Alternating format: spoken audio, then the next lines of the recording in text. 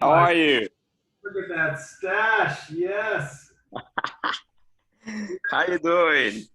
I'm doing good. Great. Welcome to the podcast. Hey, thank you very much. Yeah. You look great, man. I just I just took a shower. You I look went good. out for a run. Okay, cool. What? You get a better look at this shirt. You got the bright red shirt, yeah, with the buttons and the huge dirty stash. You're gonna look great. Don't you like it? Yeah, Yeah, it's a yeah, great shirt. I How love it. you doing? I'm doing good. Let me can you hear me still? Yes. Okay, Yes. cool. Okay, so this is gonna be like a short, at max like 30-minute type interview. Do you have a microphone, or can you use your phone to like record your voice? Yes, I'm gonna use the Cool. phone. Okay. So yeah, you can turn it on airplane mode, but then use the voice recorder to record your voice. That would be helpful. I got your questions here that I'm going to ask you, and this is going to be edited, so I may try your intro a couple times, just to make sure it's good.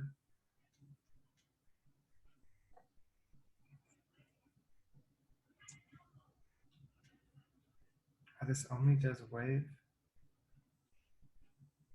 Really?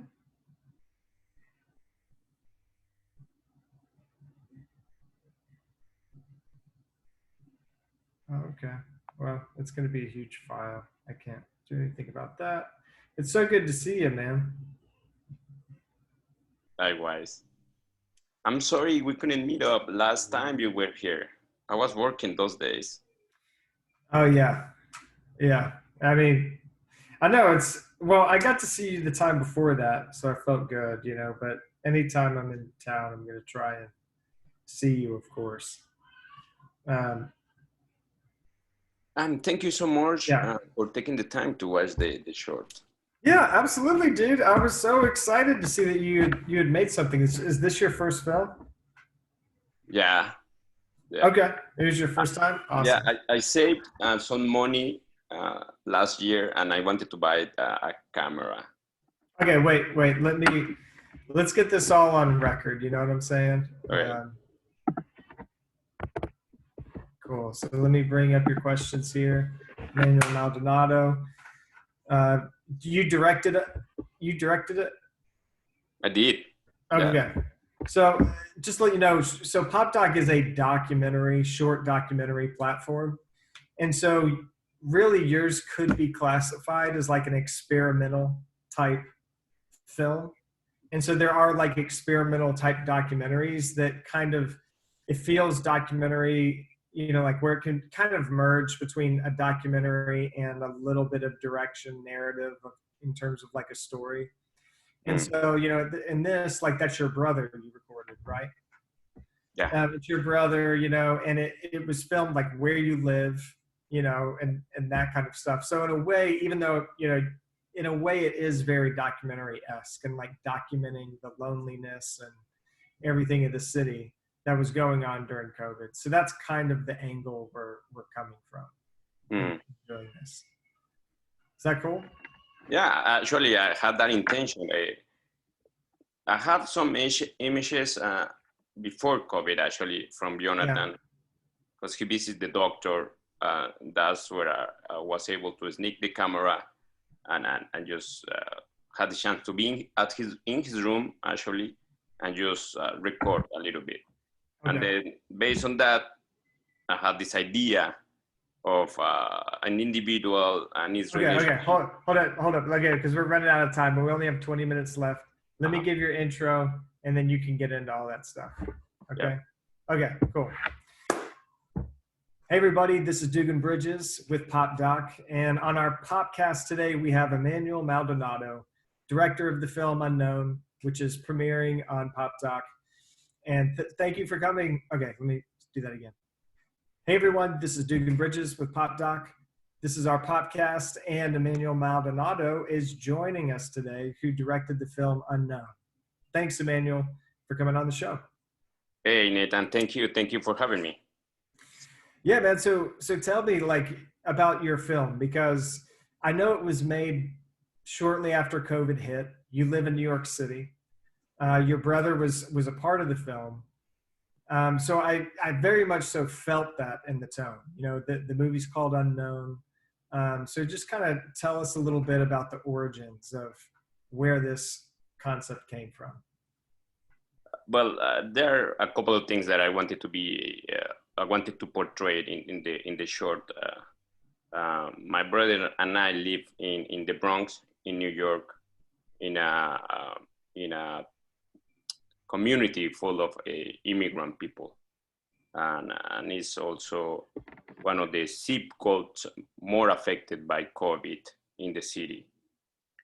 And previously of having the idea, actually previously of the pandemic started, I was able to record my brother in at one time he had a visit to the doctor, so he went to see the doctor, and I was able actually to be at his room and to sneak my camera and to do to take some shots, and then from there I wanted to build this idea of what was going on with an individual living in the city, his interaction, how isolated can someone be, even though it is a city of more than 8 million people. And then, having this in his mind and his ideas and his feelings, and then how you uh, suddenly, because life happens, you had to face your reality, which is physical problems, which are well, you had to take care of them immediately, otherwise you don't want to get sick. And then you have these ideas in your mind of what relationship with a city, how with the cities, how it's difficult for you to be part of it, and even though you really feel being part of it, and at the end, I mean, probably everything is in your mind because times is going to fly, times is going to happen, and probably the city is not even going to feel, or is not even going to notice that you were here. No. Well, the first thing that you said that stood out to me is that you snuck a camera into a doctor's office to film. You know that could be illegal, my friend. So I'm glad you weren't caught. We got the confession here on the podcast that we have illegal footage in your film. That's going to make it way hotter when we release it. So it's Well, good. you don't see the place. You don't. I mean, the situation there is well hidden in a way, so I don't think it's Yeah. gonna happen. Okay, but joking aside, you're definitely talking about deeper stuff and somber undertones behind this film. So we don't actually see in it, and it's very experimental feeling. Like there's very long takes in it, which I actually enjoyed and kind of felt refreshing because we are in such a world that is going so fast, and especially in New York City. I know this because I lived there for 8 years as well, where we met. But the city is going by so fast. Something like COVID hits requires it to be at a standstill. And so, to me, it was just fascinating that you're in a city that's known for never sleeping, Mm. and you're sitting there just pausing on these long shots. And a lot of them were very well composed. I thought you did a good job with that. And it was almost kind of meditative. Like it allowed me to meditate on what I'm watching, what I'm looking at. Because in New York, you don't pause. You don't pause at all, to look at a building or something. So I don't know tell me a little bit about that decision, stylistic and creative decision you made. Yeah, I remember last November I went to Lincoln to Lincoln Center to watch a movie by a director from Portugal. His name is Pedro Costa, and the movie is Vitalina Varela, and it's just a very uh, cinema of author. It's these directors that create art rather than movie, But anyway, the images were just stunning, and the timing was also very beautiful, very well thought, I would say. And I didn't know much about Pedro Costa. A friend of mine told me about the movie, about the director. That's why I went to watch the movie. And then I had this idea of filming in black and white because I thought that that was the best way to capture the mood of, or not to say it, like the brain of someone, or what is happening in his mind, but like put it in, put it like our ideas in a living dream, even though we're awake, no. So that's why I thought that black and white was a good decision, also because you can capture those lights and the dark and the bright tones. And then about the rhythm, I was very worried about the rhythm because I mean I have no experience on filmmaking, and I thought that if I was able to stop a little bit and to let the images sink in someone, in whomever is watching it, I was going to be able to actually to put more accurate what I wanted to transmit. And about the compositions, well, it's just I guess I have a life, a very repetitive life. I mean, life every day happen like for me like every other day. So sometimes I feel that I have the chance to stop a little bit and to appreciate things that are happening, or things that are around me. That even though in an everyday you don't notice them, and then you realize that they are actually, they have an intention and they have an idea, or they can represent something. No? So I think it's interesting that this was your first film, right? As a director, and so it's for some of our audience, they're going to find it fascinating that this stage in your life, this age, decided to make your first film. You have been in film before and around it, so you're somewhat familiar with it. But what gave you the courage, or what was that motivation that you just said, I have to get this done? This is going to be my first project.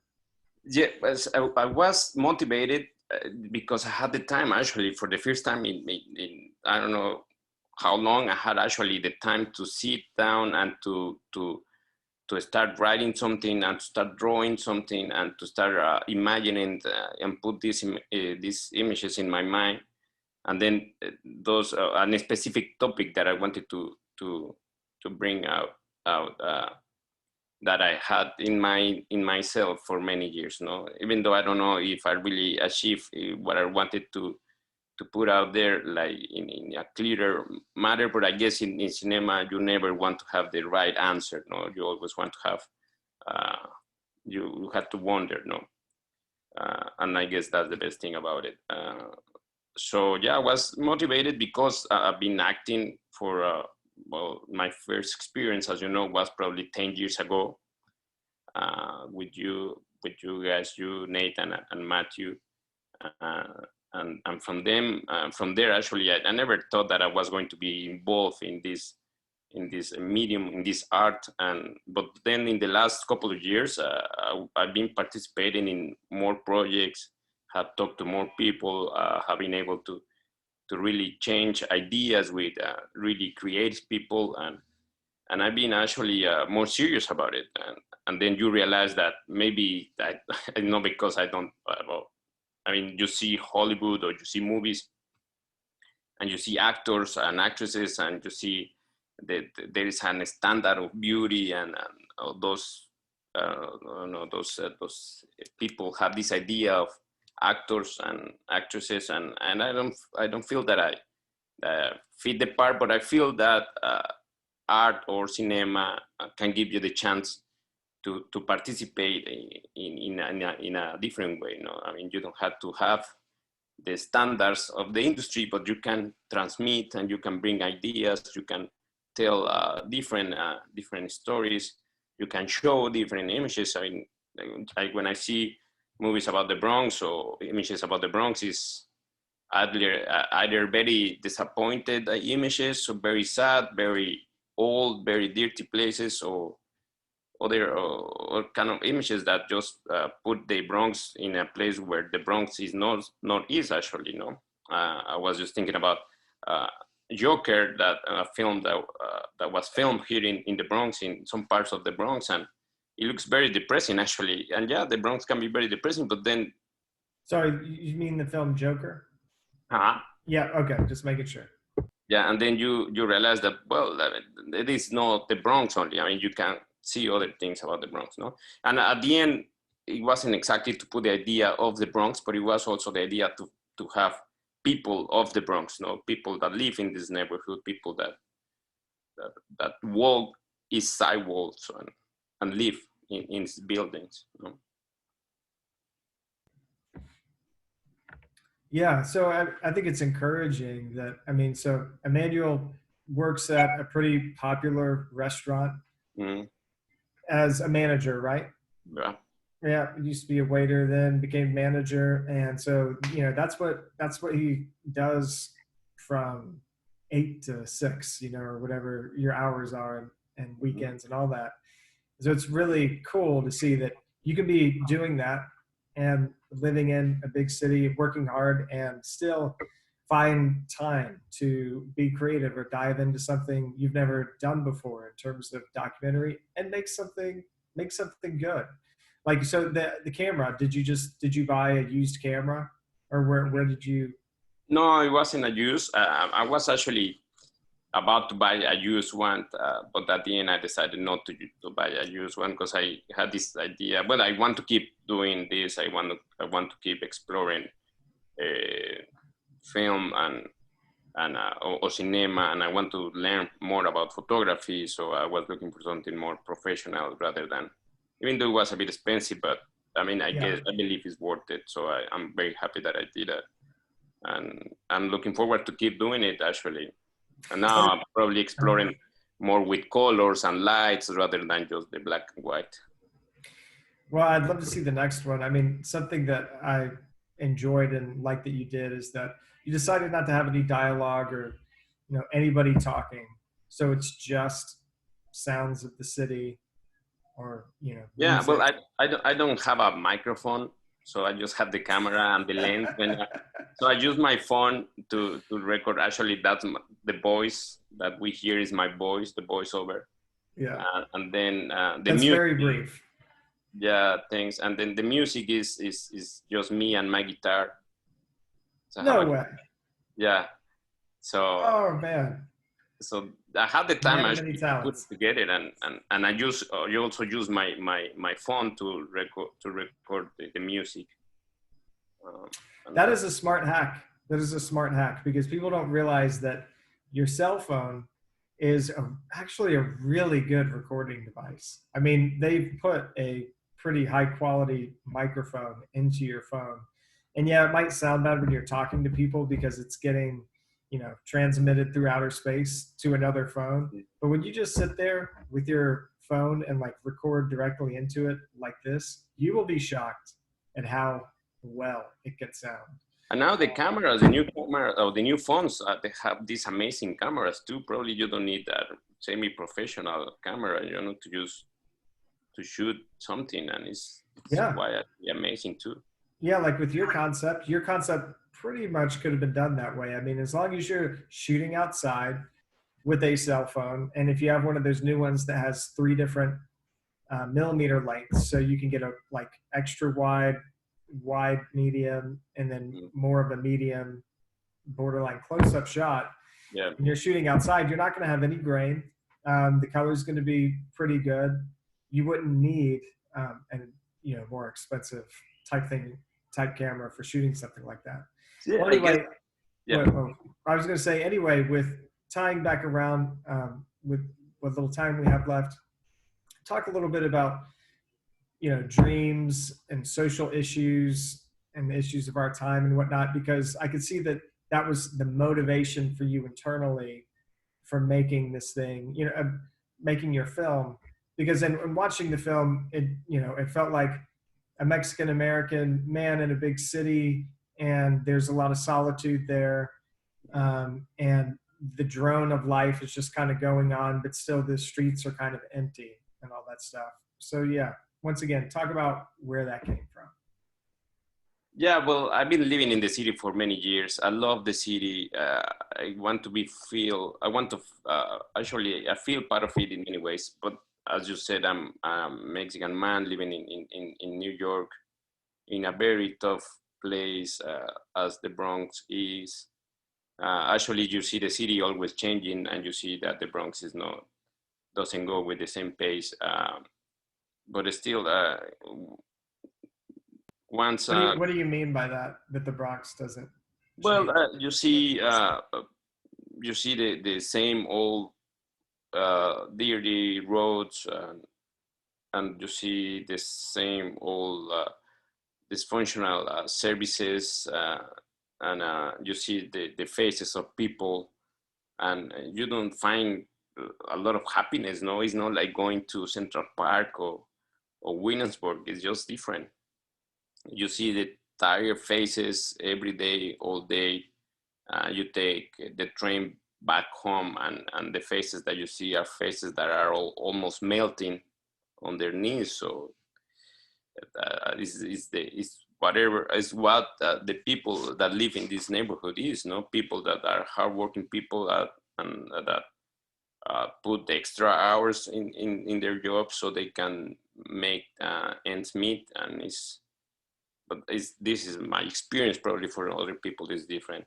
And then the pandemic hits, and then you see that everybody talks about how we all been affected by it in the same way. But I don't think that it is the case. I mean, I believe that some people have been able to actually navigate the pandemic in a better position, while others have been hit the hardest by it. No, and by others, I mean people that is walking down the streets, everyday people that had to work 6 days a week, and they are able, or they are barely able to pay their rents, and now a lot of them weren't able actually to even have a job. So and and this is talking about New York, and the Bronx is in one of the that was hit the hardest. So I was also thinking about that when we were doing this, my brother and I, when we're talking about this.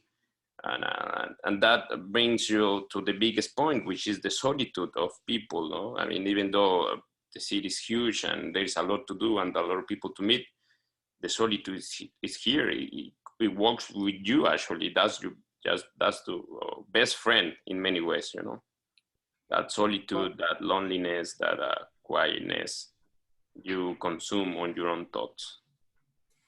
Well, I think it's important that, with art and even with something experimental, documentary / kind of narrative, how healthy is it to be able to kind of process that stuff that you're feeling, right, and that you're experiencing? I mean, without art, without the ability to express those things, the world would be even a much darker place than it is now. Emmanuel, if people want to reach out to you and have more discussion with you, because to me, you're a poet, you're a philosopher, tell the audience where they can find you online. Also, what project do you have coming out next? Yes, I'm gonna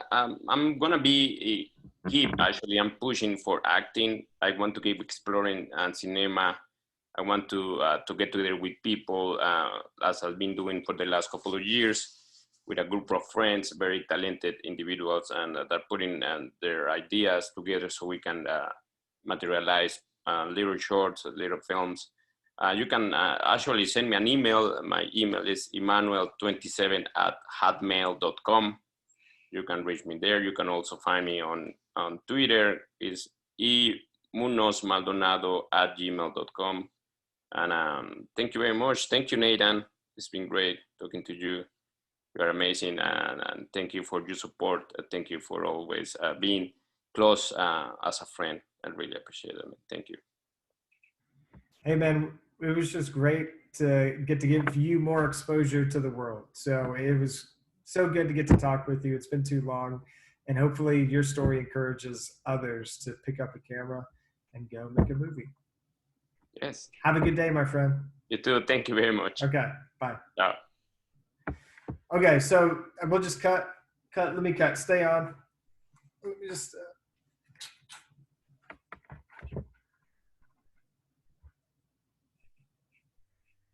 Oh my goodness. That's what happens when you rush. I didn't record my audio file, but hopefully we don't have to do this again.